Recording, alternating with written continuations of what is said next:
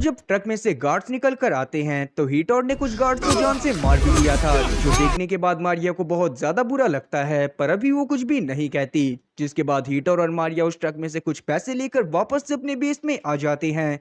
मगर आज जो भी हुआ था मारिया को वो बिल्कुल भी पसंद नहीं आता और वो हीटोर से इन सब चीजों को रोकने को बोलती है, पर तब हीटोर उसे समझाता है कि असल में उस गार्ड ने मारिया का चेहरा देख लिया था, इसीलिए ही हीटोर ने उसकी जान ली। तभी वहां पर मारिया गस को भी नोटिस करती है, जिसे देखने के बाद उसे हीटोर के ऊपर और ज्यादा गुस्सा आ रही थी, क्योंकि उसने हीटोर से गस को इन सब चीजों से दूर रखने को बोला था। पर तब गस मारिया के पास आकर उसे बताता है कि वो खुद ही इस मिशन में शामिल होना चाहता था और ये प्लान भी उसी का था। और तब जाकर हमें हीटोर के मेन प्लान के बारे में पता चलता है कि असल में हीटोर ने ये पैसे इसीलिए चुराए हैं ताकि वो अपने पास 1 करोड़ रुपए जमा कर सके, जिनको वो कुछ हैकर्स को देने वाला था, जो कि उसे बताने वाले थे कि अगली निम की डिलीवरी कहां पर होने वाली थी। क्योंकि बायोना कंपनी को निम चिप कहीं और से इंपोर्ट करवानी पड़ती थी और उसे बनाने में भी बहुत ज्यादा रिसोर्सेज लगते थे, और अगर ये लोग उन निम चिप को ही चुरा लेते हैं तो आगे चलकर बायोना कंपनी किसी भी प्रोस्थेटिक को नहीं बना पाएगी। तब मारिया वहां पर से गस को लेकर निकलना चाहती थी, पर गस हीटोर का साथ देना चाहता था, इसीलिए वो मारिया को वहां से भेज देता है। और दूसरी तरफ हम लोग बैंक के ट्रक के पास देख पाते हैं, जहां पर पुलिस वाले पहुंचने के बाद वहां पर एक घायल गार्ड से बात करने लगते हैं। और तब वो गार्ड भी पुलिस वालों को बता देता है कि उसके ऊपर जिन्होंने भी अटैक करा था उनमें से एक का पैर नकली था और वो एक लड़की थी। जो बात जानने के बाद पुलिस वालों को लगने लगता है कि हो सकता है कि ये मारिया हो, पर अभी वो किसी भी डिसीजन पर नहीं पहुंचते। दूसरी तरफ मारिया बहुत ज्यादा परेशान थी, क्योंकि वो कभी भी किसी की जान नहीं लेना चाहती थी। फिर जब वो स्विमिंग कर कर बाहर आती है तब उसकी बहन गैबी उसके पास आती है, जो कि उससे बातें करती हुई उसके प्रोस्थेटिक के एक्सपीरियंस के बारे में पूछने लगती है। तभी वहां पर उन दोनों के पिता रिकार्डो पहुंचकर उनको बताते हैं कि उन्होंने उन दोनों के बीच में एक कंपटीशन को अनाउंस करा है, क्योंकि अब दोनों ही लड़कियां बायोनिक हैं, जिससे एक फेयर कंपटीशन होगा और दोनों की ही एबिलिटीज को चेक करा जाएगा। साथ ही अब उस कंपटीशन को देखने के लिए काफी लोग आने वाले थे, जिससे मारिया का करियर भी बूस्ट हो जाता। जो बात जानने के बाद मारिया को तो बहुत ज्यादा खुशी होती है, पर गैबी इस बात से बिल्कुल भी खुश नहीं थी। जिसके बाद जब ये लोग अपनी ट्रेनिंग को चालू करते हैं तब उस दौरान मारिया और गैबी में बहुत जमकर लड़ाई होने लगती है। तब गस और एक पुलिस वाला भी उन दोनों को इस तरह से लड़ाई करते हुए देख रहे थे। तभी अचानक से ही उस पुलिस वाले की नजर गस के हाथ पर जाती है, जिस पर हीटोर के ग्रुप का टैटू बना हुआ था। पर अभी के समय पर वो दोनों तुरंत ही गैबी और मारिया को शांत करवाने के लिए जाते हैं, जहां पर गैबी से लड़ाई करते हुए ही मारिया ने पुलिस वाले की लात मार दी थी। साथ ही मारिया को इस बात से फर्क भी नहीं पड़ता, क्योंकि जब से उसका एक्सीडेंट हुआ था तब से वो पुलिस वालों से बहुत ज्यादा नफरत करती थी, क्योंकि पुलिस वाले अभी तक भी उस आदमी को नहीं ढूंढ पाए थे जिसने मारिया का एक्सीडेंट करा था। अब मारिया के वहां से जाने के बाद पुलिस वाला रिकार्डो और गैबी को साइड में ले जाकर बताता है कि असल में मारिया का जिस कार से एक्सीडेंट हुआ था उसका मालिक तो बहुत पहले ही मारा जा चुका है।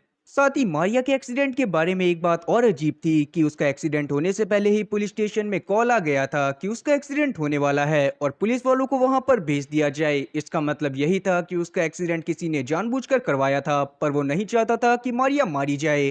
तब पुलिस वाला वहां पर रिकार्डो से गस और हीटोर के कनेक्शन के बारे में भी पूछना चाहता था, पर अचानक से ही वहां पर गस पहुंच जाता है, जिसे जब सब पता चलता है तो वो तुरंत ही रिकार्डो और गैबी को वहां से लेकर चला जाता है। तब अगले दिन गस हीटोर को कॉल कर कर बता देता है कि पुलिस वाले मारिया से पूछताछ करने के लिए आए थे और वो हीटोर के बारे में पता करना चाहते थे। तभी हम लोग गैबी को भी देख पाते हैं, जिसने गस की सारी बातें सुन ली थी और वो समझ गई थी कि गस और मारिया का हीटोर के साथ कोई ना कोई कनेक्शन जरूर है।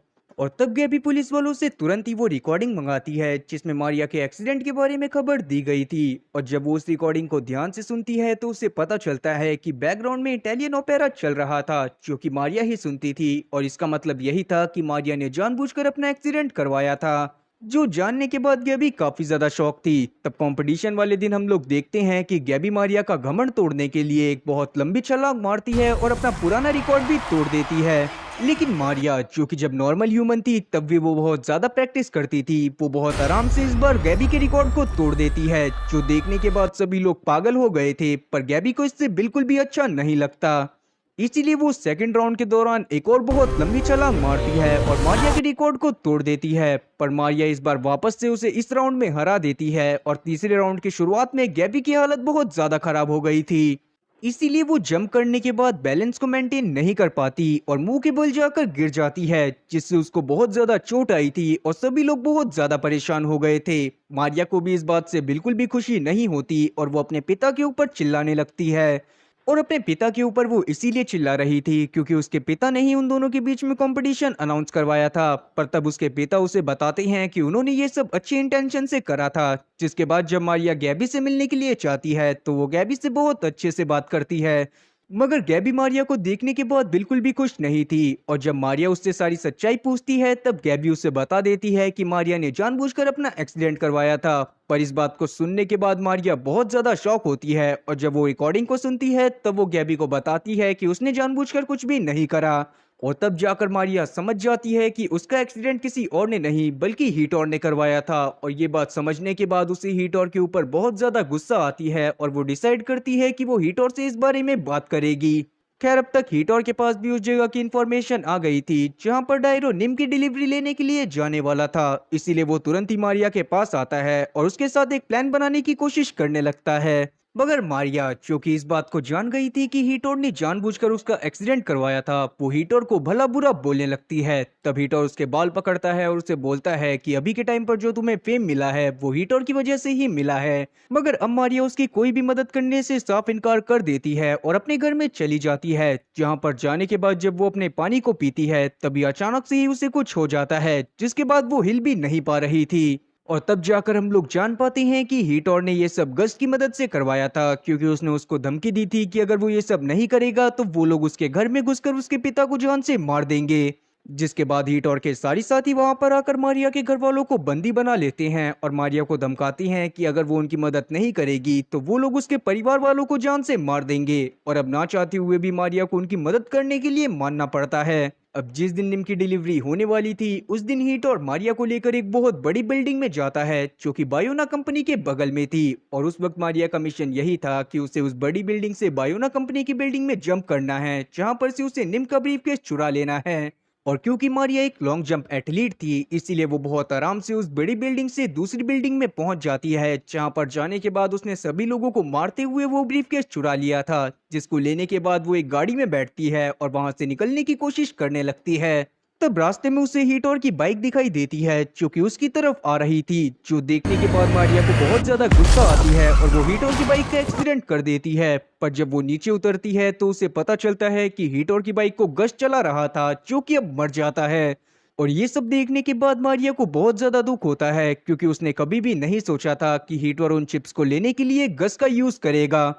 तभी उसके सामने हीटोर भी अपने साथियों के साथ आ जाता है, जो देखने के बाद मारिया उसकी तरफ अटैक करने के लिए आगे बढ़ती है। पर तब हीटोर उसे बेहोश कर देता है और सीन आता है वापस से बायोना कंपनी में जहां पर पुलिस वाले डायरो के पास पहुंच गए थे। अब क्योंकि अब तक डायरो को भी सब कुछ पता चल गया था इसीलिए वो तुरंत ही पुलिस वालों से जल्दी मारिया को ढूंढने के लिए बोलने लगता है। और दूसरी तरफ हम लोग मारिया को देखते हैं जिसकी जब आंख खुलती है तो उसके बगल में उसकी बहन गैबी बंधी हुई थी। और तब जाकर मारिया नोटिस करती है कि हीटोर नेम चिप का सौदा किसी और आदमी से कर रहा था, जो देखने के बाद मारिया समझ जाती है कि हीटोर अब तक उससे अपने भाई के बारे में झूठ बोल रहा था और वो बस नेम चिप को चुराना चाहता था ताकि वो उनका सौदा कर कर पैसे कमा सके। और वो आदमी असल में उन बायोनिक चिप से अपनी खुद की एक आर्मी बनाना चाहता था। जो बात जानने के बाद मारिया को बहुत ज्यादा गुस्सा आती है और वो किसी तरह से खुद को फ्री करवाती हुई उस ब्रीफकेस के ऊपर लात मार देती है। तब हीटर और उसके आदमी मारिया के ऊपर अटैक करने की कोशिश करते हैं, पर मारिया वहां पर गुस्से में सभी लोगों को मार देती है और अब वो यहाँ पर हीटर को भी जान से मारने वाली थी। पर तभी उसे पुलिस के सायरन की आवाज आती है और वो डिसाइड करती है कि वो उसे जिंदा छोड़ देगी। पर क्योंकि गेबी जानती थी कि अभी के समय पर पुलिस वाले मारिया की बात पर यकीन नहीं करेंगे, इसीलिए वो मारिया को वहां से भागने को बोलती है। तब मारिया भी वहां से भागने लगती है, लेकिन वो अब तक बहुत ज्यादा घायल हो चुकी थी। तो वो छत से भागते हुए एक नेट पर फंस जाती है और पुलिस वाले उसकी मदद करने के लिए आगे आते हैं। पर क्योंकि मारिया जानती थी कि पुलिस वाले उसकी बात पर भरोसा नहीं करेंगे, इसीलिए वो अपने प्रोस्टेटिक लेग को निकाल देती है, जिससे वो जमीन पर जाकर गिर गई थी। और अब पुलिस वाले उसके पास नीचे जा पाते, उसी बीच हम लोग गैबी को देखते हैं जो कि तुरंत ही मारिया के पास आकर उसे एक गाड़ी में बिठाती हुई वहां से भाग जाती है। वहीं हम लोग डायरो को देखते हैं जिसने गस की बॉडी को अपने पास मंगवा लिया था और वो उसके साथ कुछ कर रहा था, जिसके साथ ही सीन 6 महीने आगे आता है जहां पर हम लोग देख पाते हैं कि पुलिस वालों ने अब मारिया और गैबी की तलाश करना बंद कर दिया है, पर अभी भी वो लोग फरार हैं। इसके बाद हमें मारिया और गैबी को दिखाया जाता है जिन्होंने अपनी मॉम के नाम से एक जिम खोल ली थी और वहां पर वो लोग बच्चों को ट्रेन करा करते थे जो कि बायोनिक थे। तब वहां पर डायरो उनसे मिलने के लिए आता है, जो कि उनकी लोकेशन के बारे में जानता था और उनको बहुत ज्यादा सपोर्ट भी करता था। और उसे इस बात का भी दुख नहीं था कि मारिया ने उसकी कंपनी में चोरी करने की कोशिश करी थी, क्योंकि वो इस बात को भी जानता था कि मारिया ने वो सब मजबूरी में करा था। तब वो इन दोनों को गस से मिलवाता है, जिसकी बॉडी को उसने सही टाइम पर मंगवा लिया था और उसके ब्रेन को डेड होने से पहले उसको एक साइबॉग बना दिया था, जिससे गस अभी भी जिंदा था पर वो एक साइबॉग के रूप में। और इसी के साथ ये मूवी यहीं पर खत्म होती है। तो उम्मीद है कि एक्सप्लेनेशन अच्छी लगी होगी। अगर एक्सप्लेनेशन अच्छी लगी हो तो चैनल को सब्सक्राइब करना और बेल नोटिफिकेशन को ऑल पर सेलेक्ट करना और वीडियो को भी लाइक करना। मैं ऐसी और मजेदार एक्सप्लेनेशन वीडियोस लाता रहूंगा। खैर, तब तक के लिए टाटा और गुड बाय।